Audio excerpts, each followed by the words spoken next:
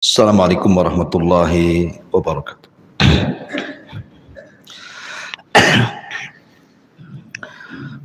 Alhamdulillah wassalatu wassalamu ala rasulillah wa ala alihi wa sahbihi wa mawalah wa la hawla wa la quwata illa billahi wa ba'du. Alhamdulillah, di subuh kali ini kembali kita bisa duduk setelah melaksanakan kewajiban Allah subhanahu wa ta'ala salat subuh berjamaah. Kembali insyaallah kita akan hidupkan kembali kajian Senin pagi di Masjid Nidaul Ilmi,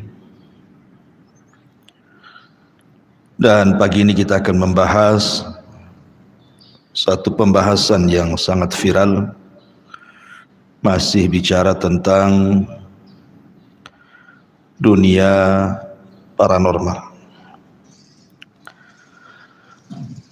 Di dalam surah Al-Baqarah ayat 102, Allah subhanahu wa ta'ala berfirman, wattaba'u ma tatlus syayatinu ala mulki Sulaiman.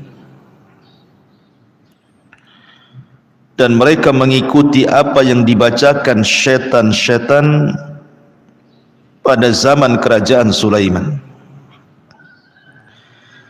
Wa ma kafara Sulaiman walakinna syayatina kafar. Dan tidaklah Sulaiman melakukan kekufuran, akan tetapi syaitan-syaitan itulah yang berlaku kufur. Yu'allimuna an-nasa sihra, mereka mengajarkan kepada manusia tentang sihir. Wa ma unzila 'alal malakaini bi Babila Harut wa Marut, dan apa yang diturunkan kepada dua malaikat di Babylon yang bernama Harut dan Marut. Wa ma yu'allimani min ahadin hatta yaqula innama nahnu fitnatun fala takfur. Dan tidaklah keduanya, maksudnya Harut dan Marut, mengajarkan sihir tersebut kecuali akan berkata, kami ini hanya mendatangkan fitnah, maka jangan kufur. Fayata'allamuna minhuma ma yufarriquna bihi bainal mar'i wa zawjihi. Akan tetapi mereka juga malah terus mempelajari dari Harut dan Marut apa yang bisa memisahkan seseorang dengan pasangannya. Wa ma hum bidarrina bihi min ahadin illa biidznillah. Dan tidaklah mereka mendatangkan madarat kepada siapapun kecuali karena izin Allah subhanahu wa ta'ala. Wa yata'allamuna ma yadurruhum wa la yanfa'uhum, dan mereka mengajarkan apa yang mendatangkan madarat kepada mereka dan tidak membawa manfaat. Wa laqad alimu laman ishtarahu ma lahu fil akhirati min khalaq. Dan sungguh mereka telah mengetahui, barang siapa yang berlaku jual beli dalam masalah sihir, ma lahu fil akhirati min khalaq, tidak ada bagian baginya kelak di akhirat. Wala bi'sa ma syarau bihi anfusahum, dan amat buruk apa yang mereka jual belikan, lau kanu ya'lamun, seandainya mereka mengetahuinya. Al-Baqarah ayat 102 ini, dari asbab nuzulnya adalah ada dua perkara yang sangat masyhur yang disebutkan para ulama tafsir. Asbab nuzul yang pertama, ketika orang-orang Yahudi Madinah dari kalangan Bani Quraidah, kemudian Bani Qunaiqah dan Bani Nadhir,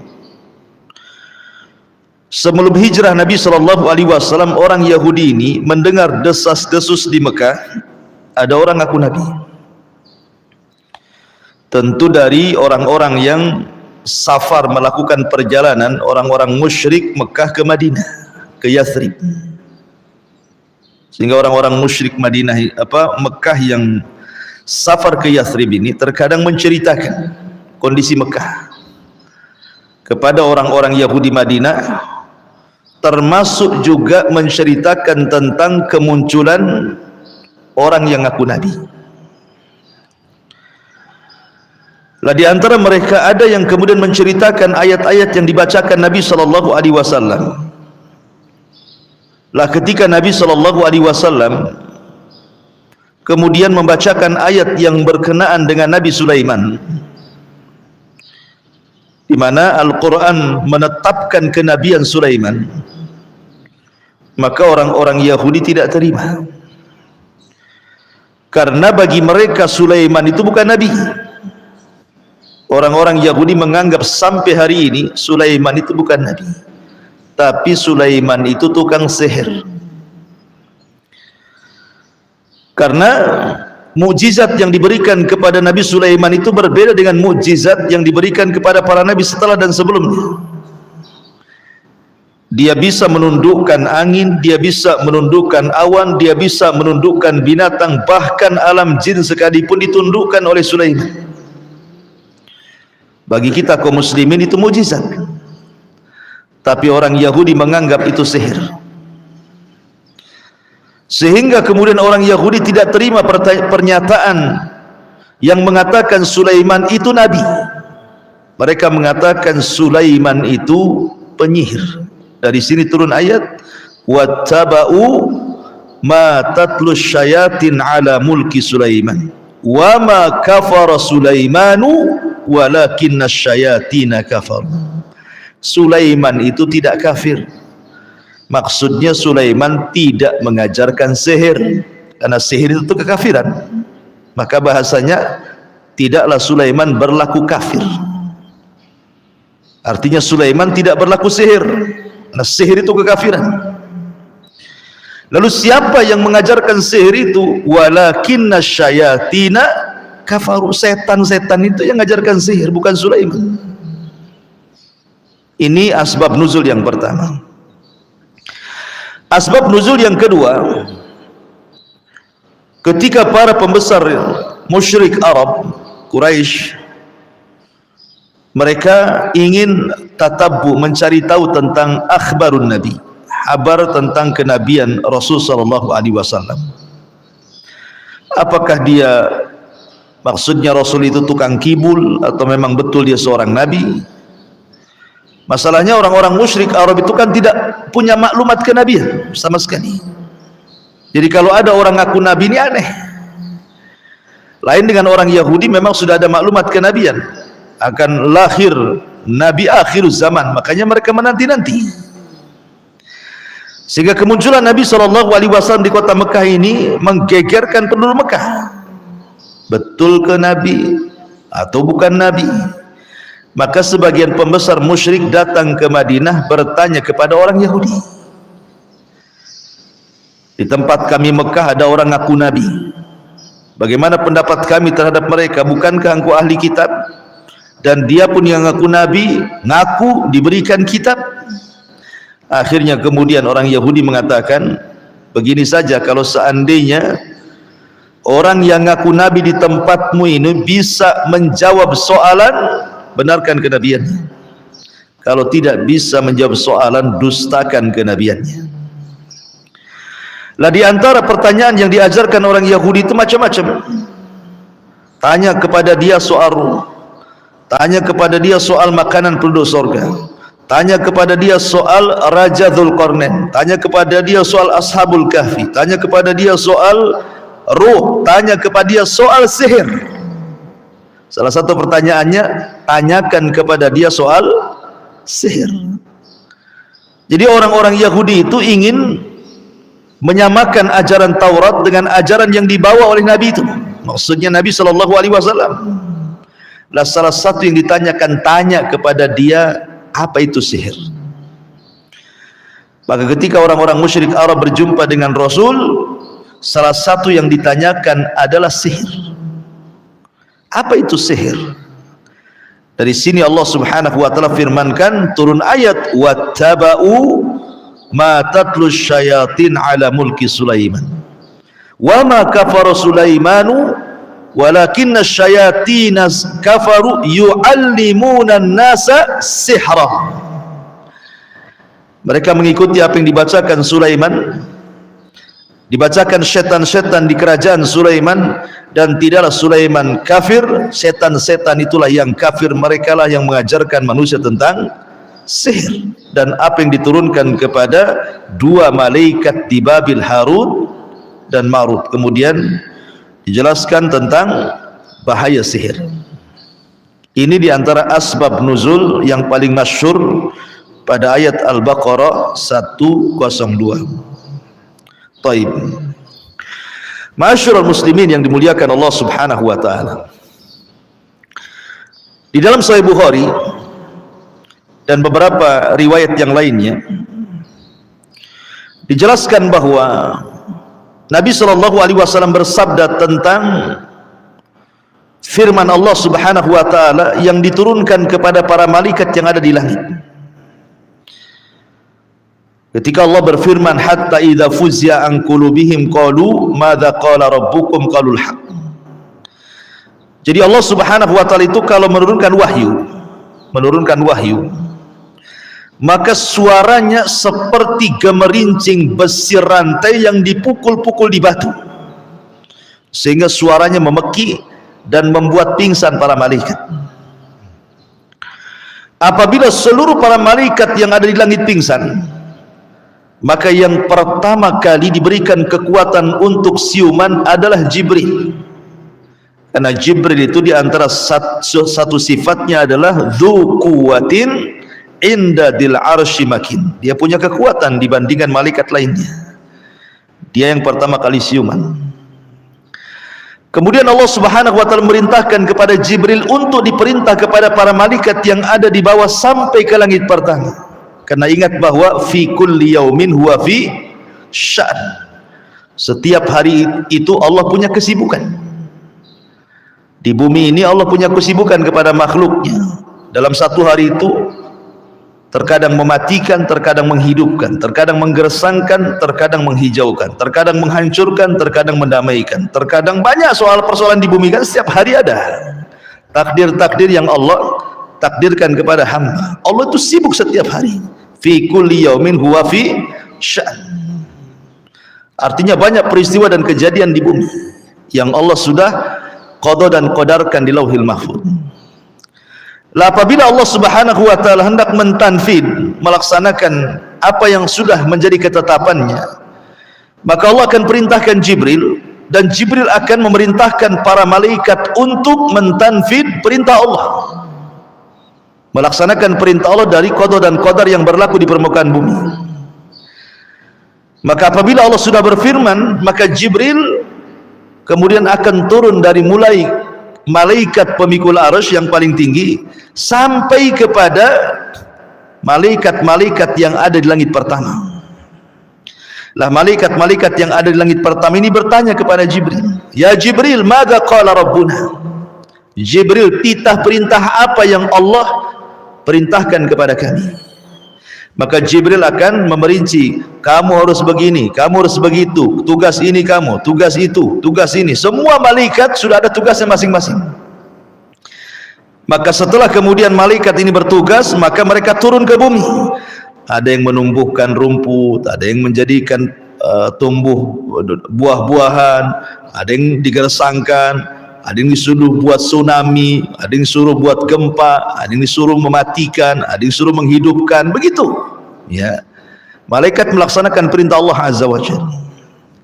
Lah ketika Jibril alaihi salam mewahyukan sesuatu dari Allah Azza wa Jalla kepada para malaikat yang ada di langit pertama, di bawah langit pertama itu ada maqaida lis-sam'i, ada tempat-tempat curi dengar bangsa jin. Jadi jin itu mereka akan naik dari bumi ke langit dengan cara seperti panjat pinang. Jadi mereka satu bahu ke bahu terus sampai ke langit. Ya. Kemudian mereka membuat maqaida lis-sam'i, tempat-tempat untuk mencuri dengar wahyu. Jin yang paling atas yang berada di pos itu, maka mereka akan menguping kira-kira apa yang ditugaskan Jibril dari Allah kepada para malaikat di langit pertama. Pamannya Jibril menugaskan kepada malaikat, nih bulan depan kamu buat tuh gempa, gitu ya. Kedengaranlah oleh Jibril, jin yang paling atas tuh, bulan depan akan terjadi gempa nih di Batam. Maka kemudian malaikat yang paling atas menghabarkan kepada malaikat yang bawah, nanti akan terjadi gempa, nanti sampai ke malaikat yang ada di bumi. Itu pun satu kalimat sudah ditambah dari jin ke jin itu menjadi 100 kalimat. Jadi satu kalimat yang benar, 99 kalimatnya dusta. Itulah jin, ya kan, menambah-nambah. Dari mulai jin yang paling atas sampai jin yang paling bawah ditambah tuh satu kalimat, yang harusnya satu kalimat saja sampai bawah jadi 100 kalimat. Jin yang paling bawah disangkanya iya saja, padahal itu dusta. Lah jin yang paling bawah ini akhirnya mereka lah yang kemudian menjual belikan dengan para normal, para dukun. Mau enggak nih ada kabar gaib? Ya, mau. Tapi jin mengatakan wani piro, kan gitu ya. Artinya nggak mungkin main free saja, harus ada harganya. Kalau kau mau bisa kufur, aku kasih berita. Kalau tidak mau kufur, aku jual ke orang lain. Dan para dukun pasti mau. Pasti mereka mau menjual iman dan Islam mereka kepada jin. Makanya mereka memberitakan apa yang mereka dengar dari langit. Masalahnya dukun sendiri tidak tahu bahwa yang diperjualkan jin kepada dia itu sesuatu kedustaan. Satu kebenaran, 99% kedustaan. Disangkanya itu sebuah kabar yang pasti. Mulailah dukun ini meramal sesuatu dari kalimat-kalimat yang dia beli dari kalangan jin, yang diambil dari pos-pos jin yang ada di langit. Akhirnya tidak sadar mereka meramal, rupanya ramalannya kebanyakan dusta dibandingkan benarnya. Ya, masalahnya dukun ini walaupun pendusta, sekali benar, yang benarnya itu yang diceritakan orang. Ustadz 99 salah, 99 benar gitu ya. Satu kesalahan, salahnya ini dibicarakan. Itulah bedanya dukun dengan ustadz nih kan. Ma'asyiral muslimin yang dimuliakan Allah Subhanahu wa taala. Dari sini kita tahu bahwa dunia perdukunan itu sangat lengket dengan kerjasama antara mereka dengan jin. Itu kesimpulannya. Kesimpulannya dunia perdukunan itu tidak lepas dari kerjasama mereka dengan jin. Bahasa ulama istikhdamus syayatin. Mereka menggunakan jasa-jasa setan untuk melakukan perdukunannya. Ma'asyiral muslimin yang dimuliakan Allah Azza wa Jalla, dunia perdukunan itu adalah musuhnya para nabi. Jadi musuh para nabi itu dukun-dukun. Anda kalau ingin tahu, cuma di zaman sekarang harusnya musuh ustad-ustad itu ya dukun harusnya. Jangan pula ustad jadi dukun, kan itu. Atau dukun pula jadi ustaz, mana satu yang benar? Para nabi itu musuhnya para dukun. Nabi Musa alaihi salatu wassalam siapa musuhnya? Para dukun, tukang-tukang sihir Fir'aun itu. Bagaimana Musa berduel dengan mereka, di mana Musa menghadapi sebuah fenomena yang disebut dengan sihrut takhil. Antum tahu sihrut takhil? Sihir itu kan ada dua macam, ada yang hakiki, ada yang khayali.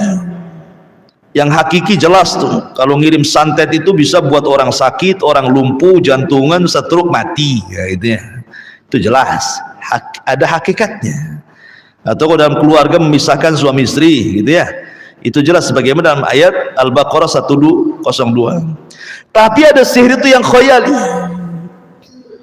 Karena Musa ini kan dikhayalkan, tukang-tukang sihir ini ngelempar apa? Lempar tali. Tali itu dilempar-lempar.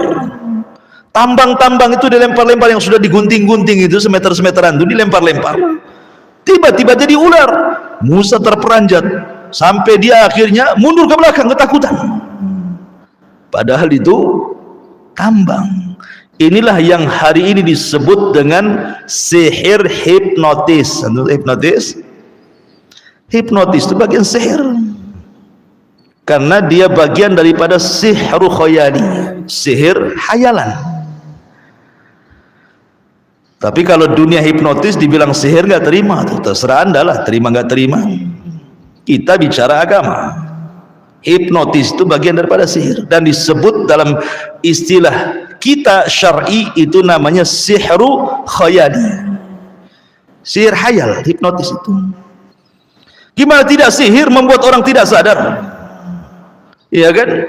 Kan membuat orang tidak sadar orang hipnotis itu. Orang lagi jual beli, ya. Kemudian yang hipnotisnya kan ngerokok, asapnya sampailah ke orang yang jualan itu. Belum bayar dah minta kembali. Kembalinya banget. Bayarnya aja belum. Terhipnotis dia. Ya. Atau orang yang ke ATM, tiba-tiba ditepuk saja, tepuk gitu kan. Harusnya dia yang ambil duit, orang yang nepuk itu yang ambil duit. Kan nggak sadar kan? Orang hipnotis. Terkadang dengan tatapan tuh, ngobrol ditatap, lemes dia. Terus suruh buka kalung, suruh buka anting, semua dibuka dia, dikasih dia. Nah, itu sama dengan dalam Islam itu ada namanya penyakit ain, tatapan mata. Ya kan, ada itu penyakit ain tuh. Kalau natap saja jatuh orang itu. Jadi hipnotis itu bagian sihir. Apakah dengan media asap, apakah dengan media tatapan, apakah dengan media tepukan, ataukah dengan media macam-macam lah kan gitu ya. Kadang-kadang disuruh melihat benda, kefokusan gitu ya. Kemudian tidak sadar. Yang paling bahaya dalam hipnotis ini terkadang dijadikan oleh para misionaris untuk memurtadkan orang. Coba bayangkan, ada orang-orang susah nih, kemudian direkrut sama mereka kan, dimasukkanlah ke tempat ibadah-ibadah mereka. Nanti dihipnotis tuh, dibaptis tuh, disuruh murtad. Ini yang paling bahaya dalam dunia hipnotis ini. Kalau dia sampai kemudian dijadikan untuk memurtadkan orang, karena orang itu kan nggak sadar. Kok hipnotis nggak sadar? Suruh ngomong apa saja dia ngomong. Atau mungkin dibuat ragu-ragu ketika dia terhipnotis itu bahwa Islam itu agama yang kurang bagus, agama yang tidak hak, kemudian bicara tentang ketuhanan. Bisa saja akhirnya ragu-ragu kan, saat ketika dia tidak sadar itu. Ini bahaya. Makanya hipnotis ini masuk dalam kategori sihir khayali. Sihir khayali. Cuman masalahnya di negara kita ini, untuk melaporkan dukun ini repot karena tidak ada tersentuh pidana masalahnya. Cuma melaporkan dukun ditolak laporannya. Tapi kalau seandainya ada orang bunuh sampai mati, langsung diproses. Padahal dukun bisa membunuh, ya kan? Kenapa nggak ada buktinya? Yang bunuhnya jin, nangkap jinnya gimana? Ngelaporkan jinnya itu, bingung polisinya. Ya. Jadi susah sekarang, dukun-dukun ini susah disentuh dengan hukum masalahnya, hukum pidana ini. Kalau mencuri jelas langsung diproses. Kali lapor dukun tak ada yang diproses. Susah apa lah buktinya katanya. Apalagi nangkap yang bunuhnya nggak nampak pula katanya. Nggak mungkin lah kita pakai polisi jin gitu ya. Ma'asyiral muslimin yang dimuliakan Allah Azza wa Jalla. Jadi ketika mereka tidak tersentuh dengan hukum pidana, akhirnya mereka merajalela. Nyantai saja mereka nyihir orang gitu ya. Nyantet orang, nyakiti orang, melet orang, karena susah untuk pembuktiannya. Maka karena mereka susah kemudian disentuh oleh hukum, maka sudah seharusnya tugas para ustadz itu mewakili tugas para nabi, bahwa dukun, paranormal, tukang sihir itu adalah musuhnya para nabi. Maka kita para ustadz harus memusuhi mereka. Bahkan bukan hanya para ustadz, kewajiban setiap muslim wajib bangkit memerangi para dukun. Karena sekali lagi para dukun musuhnya para Nabi. Ibrahim, siapa musuhnya? Namrud. Namrud orang bekerja sama dengan iblis. Ya, hampir semua para nabi itu musuhnya dukun-dukun. Nabi SAW loh, musuhnya Yahudi. Yahudi itu terkenal tukang sihir. Siapa yang menyihir Nabi? Labid ibn Asam, Yahudi. 6 bulan Nabi SAW terkena sihir, ya. Sampai turun surah Muawwidhataini, Qul a'udzu birabbil falaq dan Qul a'udzu birabbin nas, yang diruqyahkan Jibril kepada Nabi SAW. Ma'asyiral muslimin yang dimuliakan Allah Subhanahu wa taala. Di antaranya di sini Allah Subhanahu wa taala menyebutkan madarat sihir. Apa madarat sihir? Madarat sihir adalah wa ma yu'allimani min ahadin hatta yaqula innama nahnu fitnatun fala takfur. Kalimat Harut dan Marut dalam ayat ini terjadi silang pendapat siapa mereka. Ada yang berpendapat Harut dan Marut itu 2 malaikat yang Allah turunkan ke bumi untuk ditugaskan mengajarkan sihir. Tetapi ketika Allah Subhanahu wa taala menugaskan Harut dan Marut untuk mengajarkan sihir, itu bukan berarti Harut dan Marut mengajarkan sihir betulan, tidak. Ini sebagai ibtila. Ibtila itu ujian kepada manusia. Apakah dia mau mempertahankan tauhid ataukah kufur? Manusia kan harus diuji. Betul tak keimanannya? Makanya Harut dan Marut mengatakan fala innama nahnu fitnah fala takfur. Saya ini fitnah saja, ujian bagi kalian, jangan kalian kufur. Ya.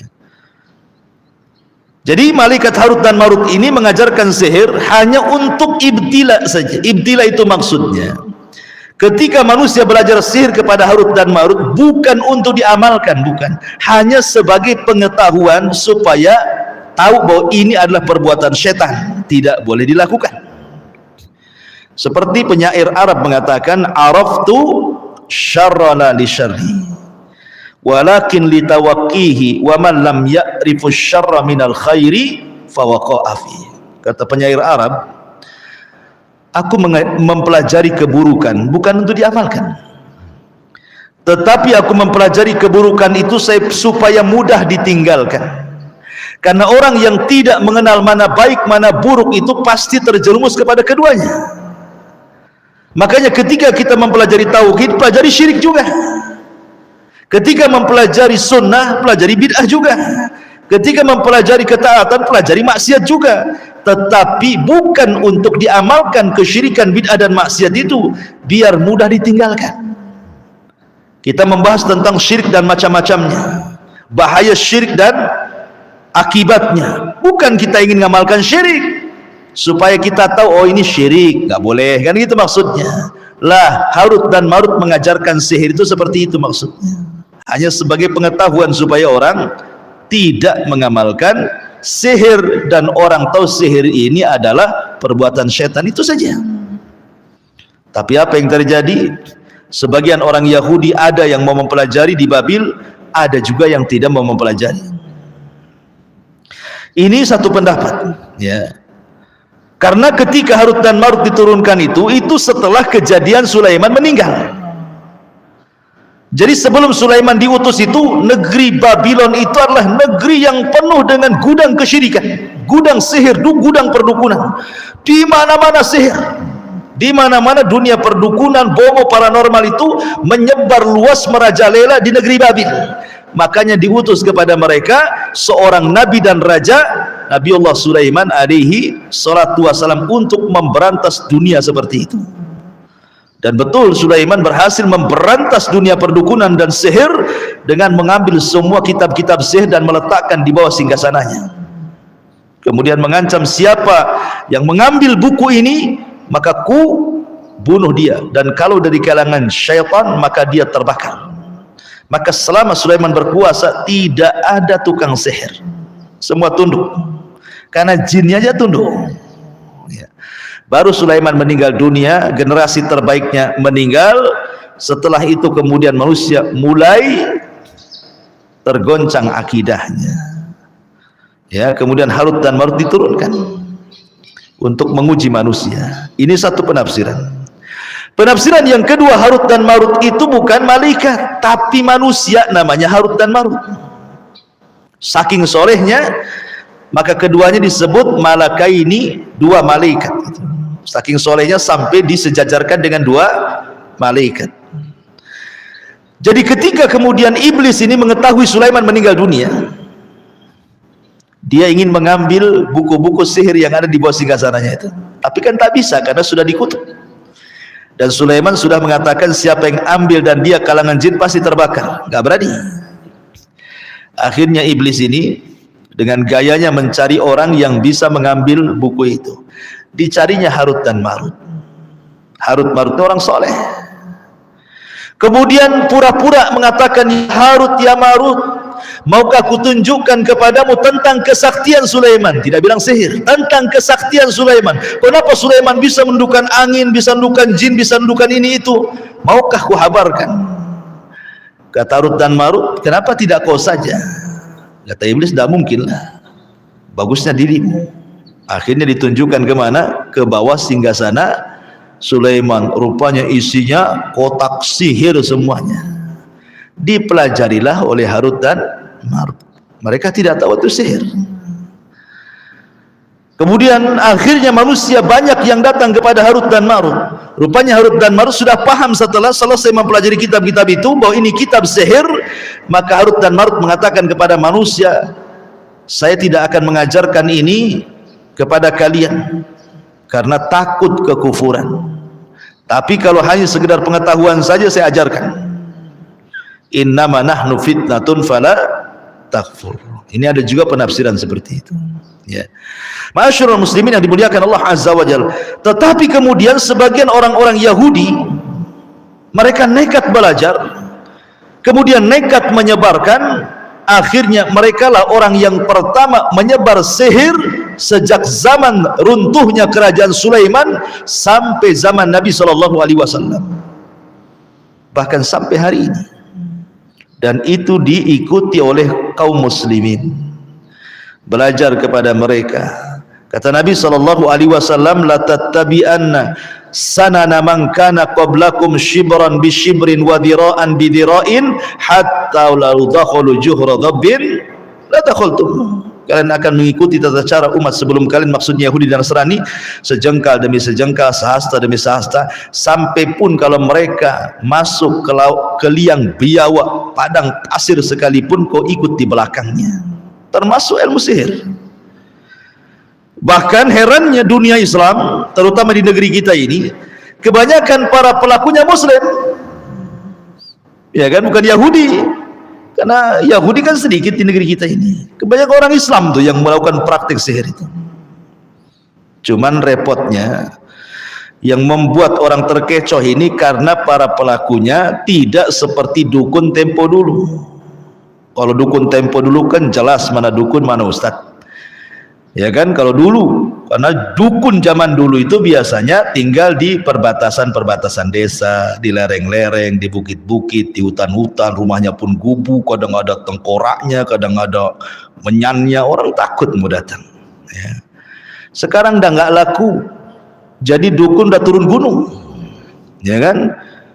Bahkan lebih penampilannya lebih ustad dibandingkan ustad lagi, jubahnya berlapis-lapis, ya kan? Sorbannya sampai terjulur ke tanah kadang-kadang, pakai tongkat wali, ya, pakai tasbih karomah, pakai sholawat, pakai takbir. Kesannya pimpinan pesantren, disodorkan Quran suruh baca tak bisa baca, disodorkan kitab gundul suruh baca tak bunyi, tapi kalau mantra paling hafal. Manusia dibodohi dengan istilah mereka kiai-kiai, ustad-ustad yang jebolan luar negeri, yang mereka hafal semua bab-bab agama, tidak bisa melakukan apa yang mereka lakukan. Tidak bisa. Ustaz-ustaz yang sudah S1, S2, doktor, profesor loh, jurusan hadis, jurusan fikih, jurusan apa coba kan, tetap saja ditonjok sakit. Ya, tak ada dia mental-mental yang nonjok tuh, tetap saja ditusuk ya kena, dibakar ya kebakar. Ini orang yang gak jelas mondoknya, baca Quran saja belum pernah dites, macam mana baca kitabnya, ditanya hukum fikih bisa enggaknya ndak jelas, tapi kemampuan karomahnya luar biasa. Luar biasa, dia bisa nonjok orang mental ya kan ya, ditusuk loh, nggak bisa, sampai dilawan 10 orang mental yang 10 orang itu. Kalau ilmu ini dikuasai para sahabat Nabi, tidak ada perang itu kalah ceritanya. Aneh ya, bagi saya ini aneh, kenapa kok ustadz-ustadz yang ilmunya tinggi-tinggi dalam agama kok tidak bisa melakukan seperti ini? Orang-orang yang kayak gini bisa melakukannya. Persis seperti apa yang dikatakan Imam Syafi'i rahimahullahu ta'ala, idza ra'aita ar-rajula yamshi 'alal ma' wa yatiru fil hawa, kalau engkau melihat ada seseorang yang berpenampilan agama, mampu berjalan di air, mampu terbang di atas langit, maka lihat amalannya. Kata Imam Syafi'i, kalau amalannya mencocoki Al-Quran dan Sunnah berarti wali-wali Allah, kalau tidak berarti wali syaitan. Wali-wali syaitan.